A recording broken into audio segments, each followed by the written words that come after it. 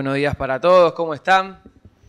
Bueno, contento de estar con ustedes como siempre que está la oportunidad. Saben que son nuestra segunda iglesia, que si pudiéramos congregarnos en dos nos congregaríamos tanto allá como acá. No nos da el tiempo, pero siempre que podemos venir, venimos sin dudarlo. Libro de los Hechos de los Apóstoles, capítulo 5.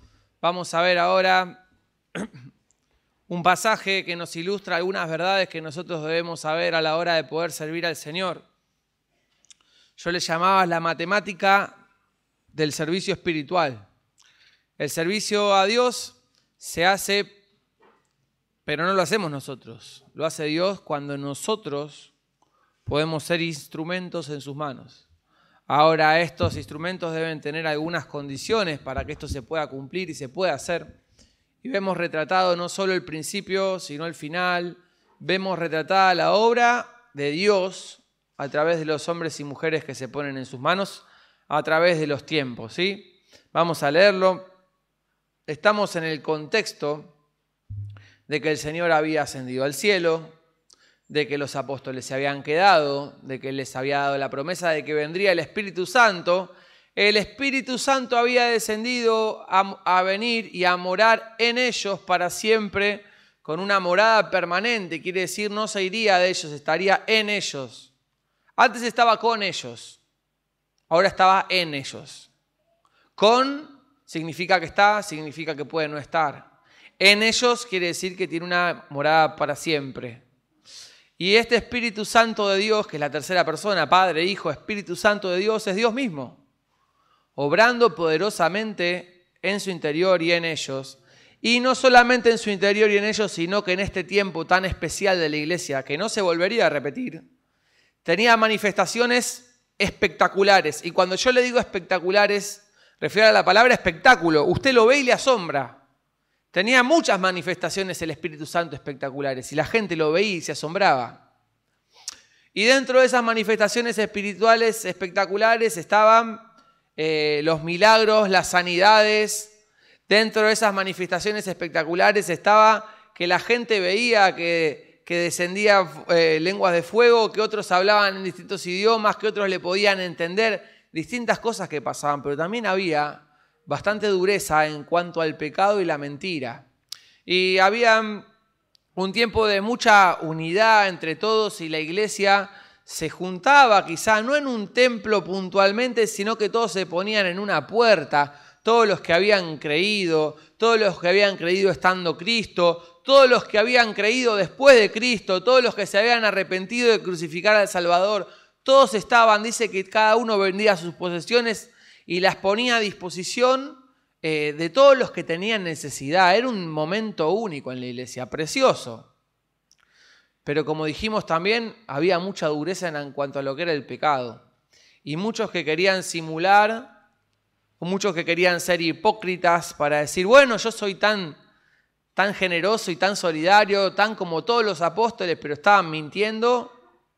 El Señor no permitía eso. Y un matrimonio así era Ananías y Zafira, que habían dicho que habían vendido una propiedad y que le habían puesto todo el dinero a los pies de los apóstoles para que se dieran, y sin embargo habían vendido la heredad, sí, pero habían sacado un montón de dinero del precio y habían dicho lo vendimos por esto, quizá para obtener una felicitación, quizá para obtener un reconocimiento, y en el mismo momento cayeron muertos, uno y otro. El ministerio del Espíritu Santo era visible, era espectacular y era cosa seria. Y en este tiempo hay una ilustración para nosotros que es preciosa y yo le animo a acompañarme en esta lectura. Vamos a orar brevemente y ya ponemos primera con la lectura y ya no paramos. Padre nuestro, en este día es nuestro deseo ser de instrumentos en tus manos, Señor, en santidad, con bocas que hablen santidad, con ojos que miren santidad, Señor, y con un corazón sincero, lejano a la hipocresía, lejano al rédito personal, Señor, un corazón que piense en este Salvador de quien hemos cantado, el Dios de nuestra vida, y que quiera amarte, y Señor, rogamos que pueda hacer una obra espiritual en medio nuestro, en esos instrumentos, Señor, que nos has permitido ser. Te lo rogamos, Señor, en el nombre del Señor Jesús. Amén. Vamos a leer capítulo 5 de Hechos. Recién pasaba todo este hecho de de la muerte de este matrimonio, Ananías y Zafira, por haber mentido. Dice que el primero que confrontan es a Ananías, el esposo, y después confrontan a la esposa por esto que habían hecho. Versículo 5 dice: al oír Ananías estas palabras, cayó y expiró, y vino un gran temor sobre todos los que lo oyeron. Levantándose los jóvenes, lo envolvieron y sacándolo lo sepultaron. Pasado un lapso como de 3 horas, sucedió que entró su mujer, no sabiendo lo que había acontecido. Entonces Pedro le dijo: dime, ¿vendisteis en tanto la heredad? ¿Quiere decir por ese precio que ustedes dicen? Y ella dijo: sí, en tanto. Y Pedro le dijo: ¿por qué convinisteis en tentar al Espíritu del Señor? He aquí a la puerta los pies de los que han sepultado a tu marido, y te sacarán a ti. Al instante ella cayó a los pies de él y expiró. Y cuando entraron los jóvenes, la hallaron muerta y la sacaron y la sepultaron junto a su marido. Versículo 11, y vino gran temor sobre toda la iglesia y sobre todos los que oyeron estas cosas. 12. Y por mano de los apóstoles se hacían muchas señales y prodigios en el pueblo, y estaban todos unánimes en el pórtico de Salmón. De los demás ninguno se atrevía a juntarse con ellos, mas el pueblo los alababa grandemente. Y los que creían en el Señor aumentaban más, gran número así de hombres como de mujeres, tanto que sacaban los enfermos a las calles y los ponían en camas y lechos, para que al pasar Pedro al menos su sombra cayese sobre alguno de ellos. Y aún de las ciudades vecinas muchos venían a Jerusalén, trayendo enfermos y atormentados de espíritus inmundos, y todos eran sanados. Entonces, levantándose el sumo sacerdote y todos los que estaban con él, esto es la secta de los saduceos, se llenaron de celos y echaron mano a los apóstoles y los pusieron en la cárcel pública. Mas un ángel del Señor, otro milagro, abriendo de noche las puertas de la cárcel y sacándolos, dijo: id, y puestos en pie en el templo, anunciad al pueblo todas las palabras de esta vida. Habiendo oído esto, entraron de mañana en el templo y enseñaban. Entretanto, vinieron el sumo sacerdote y los que estaban con él y los saduceos, y convocaron al concilio y a todos los ancianos de los hijos de Israel, y enviaron a la cárcel para que fuesen traídos, pero cuando llegaron los alguaciles no los hallaron en la cárcel. Entonces volvieron y dieron aviso, diciendo: por cierto, la cárcel hemos hallado cerrada con toda seguridad, y los guardas afuera de pie ante las puertas, mas cuando abrimos a nadie hallamos dentro. Cuando oyeron estas palabras del sumo sacerdote y el jefe de la guardia del templo y los principales sacerdotes, dudaban en qué vendría a parar aquello. ¿Qué pasó? Versículo 25, pero viniendo uno les dio esta noticia: he aquí, los varones que pusisteis en la cárcel están en el templo y enseñan al pueblo. Entonces fue el jefe de la guardia con los alguaciles y los trajo sin violencia, porque temían ser apedreados por el pueblo. Hasta acá nomás. Vamos a ver algunos conceptos que son muy enriquecedores en lo que es la obra espiritual de Dios a través de sus hijos y sus hijas. Número 1, vamos a ver que realmente desde el versículo 2 se dice que la mano de los apóstoles, por su mano se hacían muchas señales y prodigios. Señales, estas cosas las podían ver. Más allá de que las creyeran o no, dijimos que era espectacular, lo podía ver, uno se asombraba, lo veía y se asombraba. Se hacían muchas señales y prodigios en el pueblo. Y dice, y estaban todos unánimes en el pórtico de Salomón. Y qué preciosa palabra es la palabra unánime. ¿Sabe lo que quiere decir unánime? De un ánima, de un alma. Como un alma estaban todos reunidos. Y qué preciosa palabra es, ¿no? Porque muchas veces yo quizá le pregunte a usted, ¿dónde están las emociones y dónde están los sentimientos? Y usted me diga en el corazón, pero no es así. Por lo menos en términos bíblicos, no. En el corazón están las proyecciones, las ideas, por así decirlo, los sueños. ¿Vio que el corazón es perverso? ¿Vio que el corazón lo puede confundir? Ahí están en el corazón todas las ideas, todas las proyecciones. Todas las ilusiones están en el corazón. El alma es el centro de las emociones, donde uno está inquieto, donde uno está afligido, donde uno está turbado, donde uno está triste. Quiere decir que cuando todos estaban unánimes, quiere decir que todos sentían y vivían lo mismo. Y que cuando uno se dolía, todos se dolían con él. Y cuando uno se alegraba, todos se alegraban con él. Y todos tenían en común todo. Es preciosa esa palabra. Todos estaban unánimes en el pórtico de Salomón, ni siquiera en un templo, estaban en una puerta, en una entrada. Y se juntaban ahí. Sabían todo de todo. Si uno estaba enfermo, lo sabían. Si uno tenía necesidad, lo sabían. ¿Qué había pasado con este? ¿Qué había pasado con el otro? Estaban unánimes. Era un momento precioso. Así Dios quiere que sea la iglesia, unánime. Y que cuando uno se duele, todos se duelen con él. Y cuando uno recibe honra, todos se gozan. Y así es la iglesia. Y esto es lo que sucedía en este momento. Dice que no solamente que estaban unánimes, sino que señales y prodigios se hacían. Y dice que, versículo 13, de los demás, ninguno se atrevía a juntarse con ellos, más el pueblo, y cuando hablamos del pueblo hablamos de los no cristianos, más el pueblo los alababa grandemente. Quiere decir, no compartían la fe, sin embargo tenían buena opinión. La palabra de Dios habla acerca de los siervos de Dios que tienen que tener buena opinión de los de afuera. Que las personas incluso incrédulas tengan una buena opinión de Dios al ver su vida. Y ellos la tenían. Y dice versículo 14, y los que creían en el Señor aumentaban más, gran número así de hombres como de mujeres. Ambos géneros, ambos crecían el número de seguidores de Cristo y de cristianos. Y dice versículo 15, tanto que sacaban los enfermos a las calles y los ponían en camas y lechos, para que al pasar Pedro, al menos su sombra cayese sobre algunos de ellos. Creo que le llevaban la gente a Pedro, algunos Pedro le decía que sean sanados, si eran sanados, y otros anhelaban que al menos la sombra pasase de Pedro, y los enfermos se sanaban. Era un momento increíble, increíble.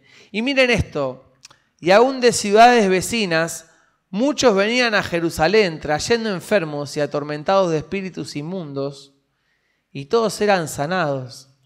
Fíjese lo que es la convicción del poder de Dios a través de esta gente. Porque nosotros decimos, bueno, están sanando gente en Berazategui, bueno, agarramos el auto, vamos a Berazategui. Pero otra cosa es que yo le diga que nosotros tenemos que ir caminando con un enfermo a Berazategui, o levantándolo, o llevándolo en un carro.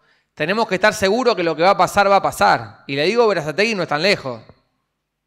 Pero donde vayamos, con todo lo que implica ir y llevar un enfermo, tenemos que estar muy seguros de que la persona cuando vayamos se va a sanar. Y esta gente lo estaba. Y traía a la gente a Jerusalén porque sabía que en Jerusalén estaban los apóstoles. Y allí serían sanados. Un momento y un movimiento del poder de Dios. Ahora, ¿qué? Le cuento un poco las condiciones por las cuales surgen estas cosas. Los apóstoles eran personas que habían continuado la obra detrás de un martirio, del martirio de Cristo, a quien habían entregado, a quien habían crucificado y los habían perseguido. Y aún así habían seguido adelante. Los apóstoles eran quienes les habían dicho que estaban borrachos y llenos de mosto. Y ellos dijeron, no señor. Y se pararon frente a los israelitas y le dijeron, ustedes crucificaron a Jesucristo. Esos eran los apóstoles. Y se hacían maravillas y tenían todo en común, pero eran gente muy valiente. Gente que había padecido, gente que había sufrido y que había entregado su vida y su familia a la misión. ¿Por qué? Porque tenían un motor y una motivación dentro, que es que si uno se había entregado y uno murió, luego todos murieron. Y ellos también debían morir. Cristo en una entrega física, habiendo muerto 33 años a su propia voluntad, dejando el cielo, viviendo para ser traicionado y olvidado y muerto en la cruz. Desamparado por el Padre. Y ellos al ver a Cristo dijeron, nosotros tenemos que entregar nuestra vida, es lo mínimo que podemos hacer. Y les digo más, no eran gente que no sentía miedo, eran gente que sentía miedo, pero que continuaba aún a pesar del miedo. Porque eso es el valiente, no es el que no tiene miedo. El que no tiene miedo es un loco. Valiente es el que a pesar del miedo va y hace las cosas aún con miedo. Y esos eran los apóstoles. Qué autoridad los apóstoles para hablar, ¿no? Y cómo se gozaba Dios en utilizarlos y las cosas que sucedían. Y esa es la realidad. Hombres y mujeres que se entregan a la obra espiritual porque han entendido quién es Cristo. Han entendido la diferencia entre la vida terrenal y la vida eterna. Nosotros en esta vida, ¿cuánto hemos de vivir? 80 años, 90 años. ¿Quién pudiera vivir 100 años? ¿Y cuántos viviremos en la eternidad? ¿Usted se piensa que el número es comparable? Nosotros viviremos en la eternidad un número infinito. Por eso, ¿qué comparativa tiene en una balanza la vida que nosotros podamos vivir aquí en la tierra con la que viviremos en el cielo? ¿Y qué comparativa tiene tener éxito en la tierra que el éxito de tener nuestros nombres escritos en el libro de la vida? ¿Qué comparativa? ¿Qué comparativa de estar enfermos en la tierra pero vivir para siempre en el cielo? ¿Qué comparativa que una persona pierda todo pero gane a Cristo? ¿Qué comparativa que una persona pueda morir de una enfermedad aún siendo joven pero vivir para siempre? ¿Y qué comparativa que viva con gran éxito en la tierra pero su destino se pierda eternamente en el infierno, irrevocablemente? Ellos habían entendido esto, así como usted y yo lo podemos entender. Y sabiendo que en tanto estamos en esta tierra, estamos de paso, pero no hay tiempo que perder. Toda la carne al asador y toda nuestra vida para ganar las almas que se pierden. Gran negocio haremos con todas las almas que podamos arrebatar del infierno. Esto habían entendido los apóstoles y habían puesto su vida con valentía. Número 1, los santos hombres de Dios se pusieron al servicio porque comprendieron la visión. Número 2, lo que sucede es que como todo, hay un enemigo. ¿Qué es el diablo? El diablo, si pudiera sacar la iglesia de la tierra, la sacaría. Como no la puede sacar, la aflige, la golpea, la amenaza, la tortura, la persigue. Y esa es la matemática del servicio a Dios desde este momento hasta hoy. Como Él no nos puede sacar, nos persigue, nos amenaza, nos hostiga, para que ya no hablemos en el nombre de Cristo. Y eso era lo que le pasaba. Y siempre el diablo, tocando, pareciera que juega al Shenga, ¿no? Toca la fichita floja. ¿La fichita floja en dónde estaba? En esos sacerdotes que estaban llenos de celos. ¿Por qué? Porque antes los referentes espirituales del pueblo eran ellos, porque tenían el saludo de galera, porque tenían la reverencia, porque tenían la felicitación, porque los consejos se los pedían a ellos. Se llenaron de celos. ¿Qué apóstoles ni apóstoles? ¿Qué apóstoles ni apóstoles? Y los saduceos con ellos, gente que negaba la resurrección de Cristo. Y decía, no, Cristo no volverá resucitado ni nada de eso. Entonces, que esta gente detrás de Cristo resucitado estuviera sirviendo con estos milagros, prodigios, sanidades, contradecía su discurso plenamente. Entonces dijeron, mira, si esto finalmente continúa después de lo que nosotros dijimos, nosotros nos tenemos que juntar y a esta persona, si no tienen fin por sí mismos, el fin se lo vamos a dar nosotros. Y fueron los sacerdotes junto con ellos y los pusieron en la cárcel. ¿Bajo qué cargos? No sabemos, pero sí sabemos que los pusieron en la cárcel.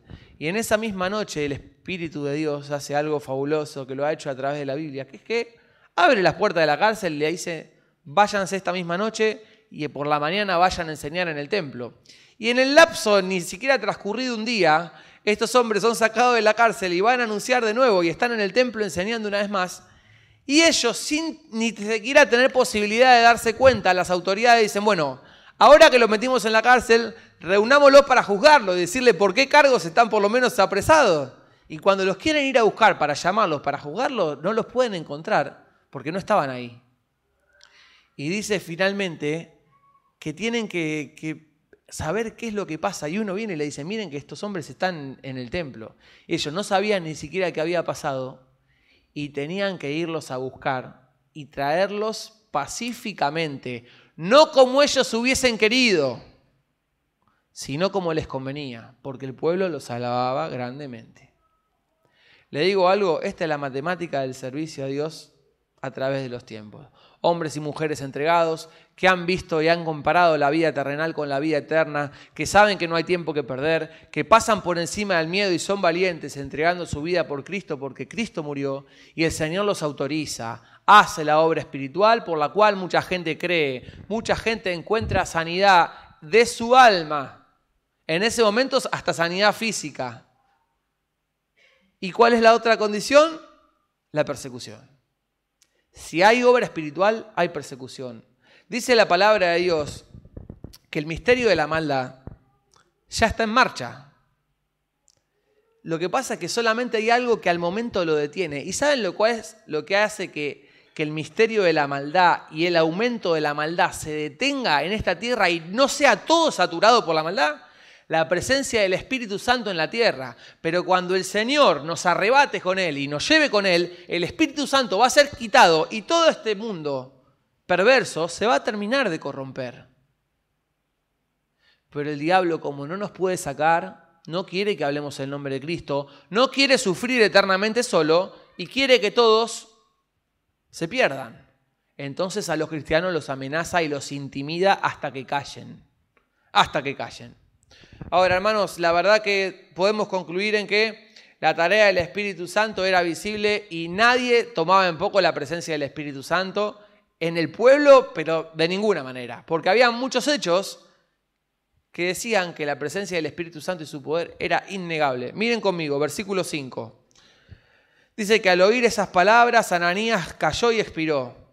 Y versículo 10 dice que al instante ella cayó a los pies de él y expiró. Estas cosas no se habían dado naturalmente, se habían dado por el poder del Espíritu Santo.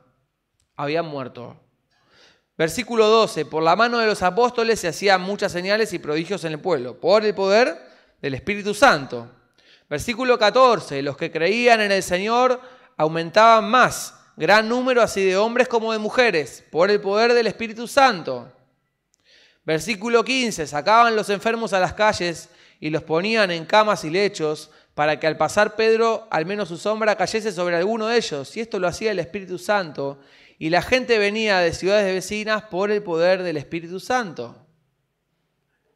Los pusieron en la cárcel en el versículo 18 y en el 19 un ángel los sacó por el poder del Espíritu Santo. Nadie podía negar el poder del Espíritu Santo a Dios viviendo en morada eterna en ellos de forma tan poderosa. Nadie lo podía negar. Negarlo no lo negaba nadie. Ahora, hay dos versículos que son muy puntuales y que nos invitan a la reflexión. Versículo 11 dice: y vino gran temor sobre toda la iglesia. ¿Y sobre quiénes? Y sobre todos los que oyeron estas cosas. Vino gran temor. El temor infunde respeto, reverencia ante algo poderoso. Y el temor también a veces hace que alguno teme involucrarse un poco, ¿no? Y dice el versículo 13, miren esto: de los demás ninguno se atrevía a juntarse con ellos. Y cuando hablamos de los demás no estamos hablando de los incrédulos, ¿eh? De los demás estamos hablando de otros judíos creyentes que preferían no juntarse con los apóstoles. Pero si habían sanidades, habían prodigios, habían milagros, de todo, ellos preferían no juntarse con los apóstoles. No nos juntamos. Quizás a lo que es hoy, para ellos, los apóstoles eran unos fanáticos. Se lo tomaban demasiado en serio. Las cosas no eran tan así. Se puede creer en Dios. Yo creo, pero yo creo a mi manera. ¿Sabe lo que pasa? Que los demonios también creen en Dios y tiemblan. Pero no alcanza con solamente creer de una forma confesional. Dice la palabra de Dios en la carta a Santiago: si alguno dice que tiene fe y no tiene obras, ¿podrá esta fe salvarle? Dios está buscando gente con una fe activa. La fe confesional, pero inactiva, es muerta. ¿A qué quiero ir con esto? Dice que estaban todos unánimes en la entrada de Salomón y la gente compartía. Y la palabra de Dios dice que nosotros tenemos el Espíritu del Señor. ¿Y en qué se muestra esto? En que amamos a los hermanos. ¿Y en qué se manifiesta esto? En que hay un Espíritu que nos reprende. ¿Y en qué se manifiesta esto? Que nosotros sabemos que debemos morir y seguir al Señor, y que si pecamos estamos haciendo mal, y hay algo activo en nosotros que no solamente involucra el confesar o creer, sino hacer. Y esta es la fe que busca el Señor. Y no solamente que busca, le quiero decir, la obra poderosa del Espíritu Santo no es proporcional. El Señor nunca es proporcional con nosotros. Él es mayor que con nosotros. Pero sí, la obra espiritual es coincidente con los hijos y con las hijas que tienen una fe verdadera y con una fe activa. ¿Y qué le quiero decir? En los apóstoles y en todas estas personas, Dios se manifestaba con poder, porque ellos tenían una fe activa. Habían comprendido quién era Cristo, habían comprendido que tenían que morir, habían comprendido lo que tenían que hacer y lo hacían. Y con otros y otros no querían juntarse. Son la parte triste. Son quizá la parte más triste que los incrédulos. Porque los incrédulos, por lo menos ellos sabían que no querían saber nada con la obra del Señor. Pero triste sería pensar que yo tengo mucho que ver, pero solamente tengo una confesión en mi boca porque en mi vida no tengo nada. Dice la palabra de Dios que el Señor está buscando adoradores que le adoren. ¿Me ayuda? ¿En espíritu? En verdad. Tales adoradores Dios busca que le adoren. Tales adoradores. Y yo pensaba, para compartir con ustedes, preguntarles si el Señor verdaderamente es importante en sus corazones, si Cristo es su Salvador. ¿Y qué implica que Cristo sea su Salvador? Porque el Señor quiere utilizarnos. El Señor tiene poder para hacer las mismas maravillas que hizo en este momento, para hacerlas hoy. Ha decidido hacerlo de una manera distinta, pero el Señor tiene el mismo poder. El Señor tiene el mismo poder para sanar, tal como hacía en ese momento, para hacerlo hoy. El Señor ha decidido hacerlo de otra manera, pero el Señor quiere hacer grandes cosas a través de nosotros. Ahora está buscando adoradores que le adoren. El Señor no ha usado a todos. En la Biblia nos ilustra a través de distintas parábolas que un hombre le dio tantos talentos a uno, tantos talentos a otros también, y vino a buscar y vio que uno había multiplicado y otro había multiplicado y uno no había hecho nada, y el que no hizo nada no tuvo la misma recompensa que los otros. Si usted viene y le dice, hay un mensaje poderoso de Dios, Dios quiere hacer un milagro con su vida, pero usted es un incrédulo, Dios no va a hacer nada con su vida, salvo que usted le busque de todo su corazón. No es un juego donde todos ganan. El Señor está buscando adoradores que le adoren en espíritu y en verdad, porque tales adoradores Dios busca que le adoren.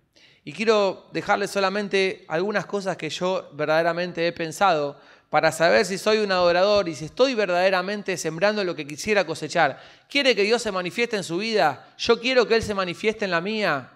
Quiero que se manifieste en mi familia. Mi fe está siendo activa. Mi fe está volcada en decisiones para que Dios se manifieste. Yo, número uno, le quiero hablar de la santidad. Para que el Señor se manifieste en nuestra vida es necesaria la santidad.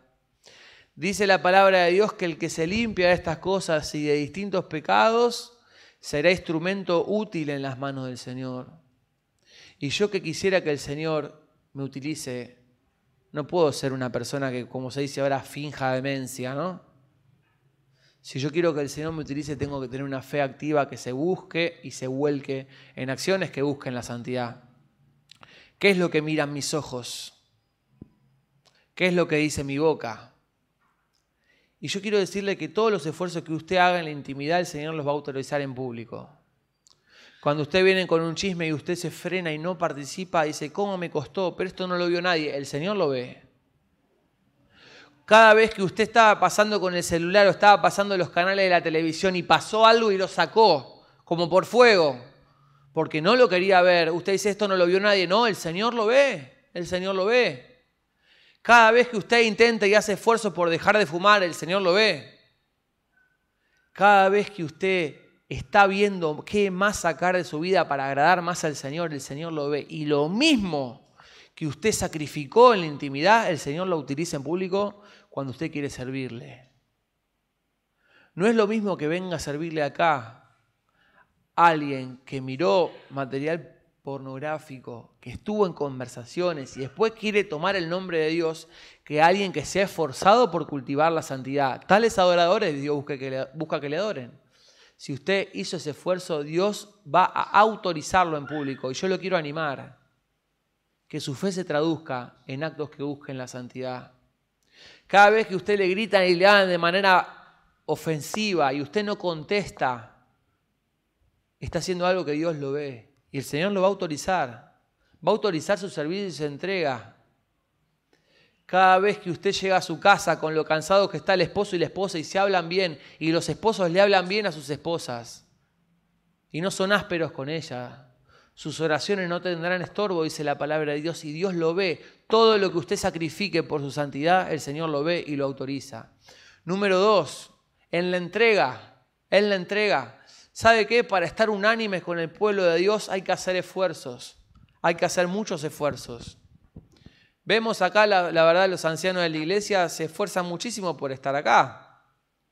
Y desde que vengo acá sé de problemas de salud que han tenido los 3 ancianos de la iglesia y Pino hoy que está en su casita, pero con problemas con la columna, problemas con la espalda, del corazón, con internación.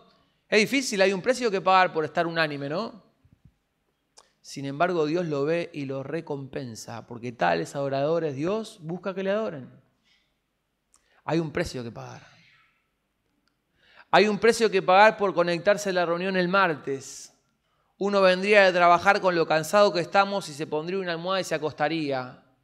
Y digo, bueno, los veo de nuevo el domingo. Sin embargo, tratar de lavarse la cara, poner la pava y conectarse a la reunión vale muchísimo. Y el Señor lo ve y el Señor lo autoriza. Tratar de estar cuando alguien está en el hospital con un problema, tratar de visitar a los enfermos, tiene un costo, hermanos. Ninguno de nosotros está financiado, ¿no? Ninguno de nosotros está sostenido. Todos tenemos que trabajar, todos estamos con nuestra familia, todos estamos con nuestros quehaceres y tratar de estar unánimes y estar donde están los hermanos y tratar de saber qué necesidades tienen y ayudar al que les falta. Y esa actitud tiene un precio que pagar que lo sufre la misma carne. Pero sepa que cada vez que usted hace eso, el Señor lo autorizará. Y nos pasaba que había un bebito enfermo de la iglesia de Derqui, allá en Pilar, se llama Apolo. Él tiene una cardiopatía, no le funcionaba una parte del corazón y otra parte estaba muy sensible. Y el Señor me dio un privilegio que fue fabuloso. En la preparación, antes de las clases que comiencen, nosotros tenemos bastante tiempo de estar en el aula, no le quiero decir sin hacer nada, pero se lo voy a terminar diciendo. Sin hacer nada. Y ese viernes, antes de que empiecen las clases en Capital, el director nos dice, bueno, ahora al mediodía vamos a comer y después váyase cada uno, váyase a su casa. Ya nos prepararemos para el lunes. Y yo pensando que me quedaría hasta las 5 de la tarde, el Señor me permite irme 12:30, 1, me fui. Y le digo a mi esposa, ¿qué tal si yo que estoy acá al lado de la Panamericana puedo ir a ver al bebito Apolo? Le habían dado un pronóstico bastante difícil. Y pude ir hasta el Hospital Austral y entro en neonatología, voy pasando un poco, miro por dónde está, pregunto en admisión por el bebé y me mandan a dónde está. Cuando voy a su habitación no estaba, claro, estaban todos en neonatología, todos. Los padres con el bebé, los abuelos, los tíos, todos. Y en la sala de espera de neonatología se había armado una reunión de oración donde los abuelos estaban con lágrimas, los tíos estaban con lágrimas, pensando en que el bebito había nacido y que el bebito se podía morir. Y nos agarrábamos todos juntos y decíamos, Señor, no lo permitas, no los permitas, vos tenés poder, no lo permitas, Señor. Los papás ya lo vieron nacer, ya le vieron la carita, le vieron el cuerpo formado, no lo permitas, Señor, no lo permitas. Y oramos ese viernes que fue durísimo. Y los cocineros del campamento al que fuimos este fin de semana son los abuelos del bebé. Entonces estarían viendo si venían o no. Y pasados los días el Señor quiso que el bebito fuera mejorando y que la medicación hiciera efecto y el bebito se fue levantando a salud. Y hablábamos diciendo, ¿vas a ir al campamento? Yo voy al campamento, vos vas. Y mira, la verdad el bebito se está mejorando. Lo mismo que podríamos hacer en la sala de espera lo podemos hacer en el campamento. Y llegamos al campamento con el bebito muy mejorado, con posibilidad de estar de alta. Hoy ya está de alta. Y nosotros nos veíamos en el campamento con los abuelos, ellos estaban en la cocina y nosotros caminábamos por las paredes de la alegría. Y el Señor puso un tesoro en nuestro corazón por el deseo y el esfuerzo de estar unánimes, doliéndonos con los que se duelen, llorando con los que lloran. Hay un precio que pagar. Pero hermano, ¿cuánto viviremos en esta tierra? No lo sabemos. Pero ¿cuánto viviremos por la eternidad? Busquemos lo eterno. Hay un precio que pagar por ser unánimes. Pero el Señor autorizará y bendecirá su ministerio, sin duda que sí. Y número 3, yo tengo un hijo muy chiquito, pero se lo digo más como hijo que como padre, y se lo digo como quien también trabaja con muchos adolescentes. La palabra trabajar me parece un poco canchera, como quien sirve entre algunos adolescentes. Le quiero decir, no solamente lo que usted quiera cosechar en su ministerio, trabajando en su santidad, el Señor lo autorizará, trabajando en la entrega, el Señor lo autorizará, sino en lo que usted hace por sus hijos y con sus hijos. Hay cosas que corresponden a la adoración en cuanto a lo que uno hace con los hijos. Hay chicos que yo veo caminar 14, 15 años y hay un diagnóstico que es imposible no hacerlo. Si los padres no tienen presente la congregación y la unanimidad con el pueblo de Dios, los hijos lo tendrán la mitad o menos. Si los hijos saben que los padres tienen medio cumpleaños y no vienen a la iglesia, es un mensaje que ellos guardan. Si los hijos no saben a qué hora es la reunión, de grandes no la elegirán. ¿Usted quiere que el Señor bendiga a sus hijos? ¿Le gustaría que sean sus hijos que los utilice? Hay algo que hacer. Una mujer llamada Ana no podía tener hijos. Rogó al Señor y su hijo fue Samuel. Precioso hombre de Dios, que ungió al primer rey de Israel y que ungió al mismo rey David. Pero ¿sabe qué? Fue una madre que lo llevó al templo. Se despojó de su propio hijo para llevarlo al templo para que esté en las cosas de Dios. Y Samuel fue lo que fue por la entrega de su mamá y por su esfuerzo. No porque su mamá le cantó una canción, sino porque su fe se tradujo en obras de sacrificio, que el Señor las autorizó. Ese fue Samuel. ¿Sabe por qué hay un libro, un capítulo de los Proverbios, donde una madre le enseña al rey Lemuel qué cosas deben hacer los reyes y qué cosas no? Cómo debe amar a la mujer, cómo debe amar a su familia. La madre le enseña, la madre lo instruye.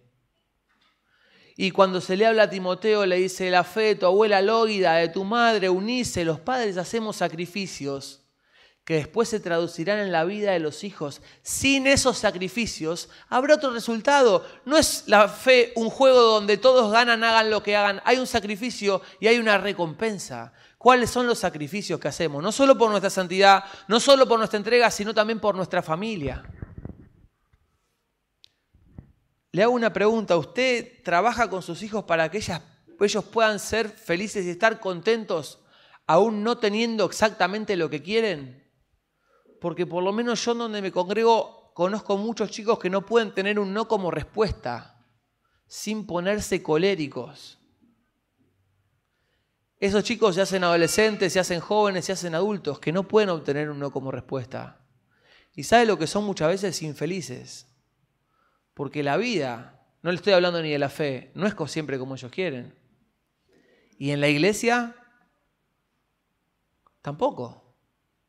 Son muchas veces chicos que tienen muchos problemas para aceptar al Señor y para vivir el Evangelio, porque se tienen que negar a sí mismos. Hermanos, el momento de traducir nuestra fe en acciones es ahora. Y no se lo hablo como padre porque tengo un hijo muy chiquito, se lo hablo como quien está muchas veces sirviendo con adolescentes. Las cosas que usted quiere que el Señor se glorifique parten de su adoración. Estos hombres de Dios estaban entregados. Y el Señor los utilizaba y autorizaba su entrega y su servicio por donde iban. Algunos no se querían juntar con ellos. ¿Usted de qué lado está? ¿Hace esfuerzos por su santidad?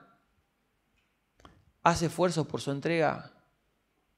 No siempre uno puede venir a la iglesia, pero siempre puede ser la iglesia. Y el que es la iglesia, naturalmente, viene bastante a la iglesia. No le pido que se pare al lado de la estación a las 10 de la noche, pero le pido, tratemos de ser unánimes en el pueblo donde nos congregamos, es importante. El Señor lo recompensará. Todo sacrificio el Señor lo recompensará. Autorizaba esto con poder y cuando venga la persecución, porque la obra esté bien hecha, confíe en el Señor. Así como yo confío en el Señor. Lo intento. No es que lo haya alcanzado, es que lo intento. se canta un himno que dice, castillo fuerte es el Señor, llévese los hijos a la mujer. Yo no lo podría cantar. Mis hijos y mi mujer no se lo lleven. Si me tocara eso, tendría que ser muy valiente. Tendría que tener una fe que estoy tratando de tener, pero en este momento no la tengo. Sí trato de ¿qué?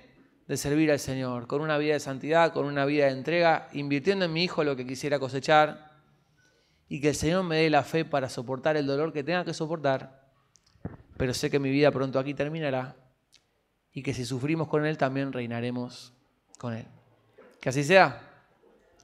Padre nuestro, en esta mañana queremos venir delante de ti, Señor, queriendo verdaderamente responder, Señor, y mantener nuestra vocación. Señor, realmente quisiéramos ser hijos genuinos, con una fe genuina, con una fe activa, que se traduce en nuestra santidad, nuestros esfuerzos, los varones, por mirar lo que tenemos que mirar de forma disciplinada. Todos, Señor. Por hablar las cosas que tenemos que hablar y dejar de hablar las cosas que tenemos que dejar de hablar de una forma disciplinada, Señor.